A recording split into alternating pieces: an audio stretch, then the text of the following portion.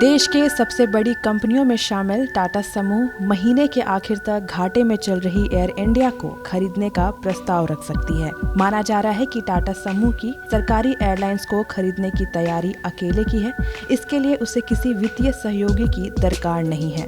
नागर विमानन मंत्रालय मार्च से अप्रैल के बीच सरकारी एयरलाइंस को बेचना चाहती थी, लेकिन कोरोना महामारी के चलते ऐसा नहीं हो पाया। आंकड़े बताते हैं कि एयर इंडिया का कुल घाटा 40,000 करोड़ से ज्यादा है और पिछले वित्त वर्ष में एयर इंडिया को चलाने में 4,600 करोड़ का नुकसान हुआ था। माना जा रहा है कि कोरोना महामारी के चलते चालू वित्त वर्ष में भी कंपनी को घाटा हो सकता है। हालांकि महामारी के दौरान विदेशों में फंसे लाखों भारतीय नागरिकों को लाने के लिए इसी एयरलाइंस का सहारा लिया गया। इस दौरान यात्रियों से दोगुने से भी ज्यादा किराया वसूला गया, लिहाजा घाटा बहुत बढ़ने की आशंका नहीं है।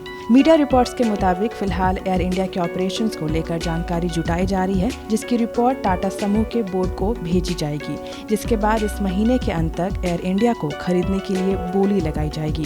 बता दें कि इस डील में सबसे ज्यादा चिंता एयर इंडिया के कर्मचारियों को लेकर बनी हुई है।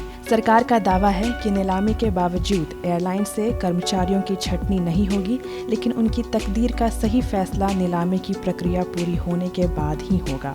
एयर इंडिया के पास कुल 146 एयरक्राफ्ट है। 31 मार्च 2017 तक एयर इंडिया में कुल 14,101 कर्मचारी काम कर रहे थे। इसका औसत निकाला जाए तो एयर इंडिया के एक एयरक्राफ्ट पर 133 कर्मचारी काम करते हैं। वहीं देश की सबसे बड़ी निजी एयरलाइंस कंपनी इंडिगो के पास 250 एयरक्राफ्ट है, जहां 31 मार्च 2019 तक 23,531 कर्मचारी काम कर रहे थे। अब अगर दोनों एयरलाइंस की तुलना की जाए तो एयर इंडिया के एक विमान पर 133 तो इंडिगो के एक विमान का कामकाज 94 कर्मचारी संभालते हैं। इनमें से भी 10% स्टाफ की इंडिगो ने हाल ही में छुट्टी कर दी थी। माना जा रहा है कि सरकार का दावा कुछ भी हो, लेकिन छटनी को लेकर एयर इंडिया के कर्मचारियों में डर का माहौल है। विशेषज्ञों के मुताबिक नीलामी की प्रक्रिया पूरी होने के बाद घाटे को कम करने के लिए तरह तरह की कटौती की जाएगी।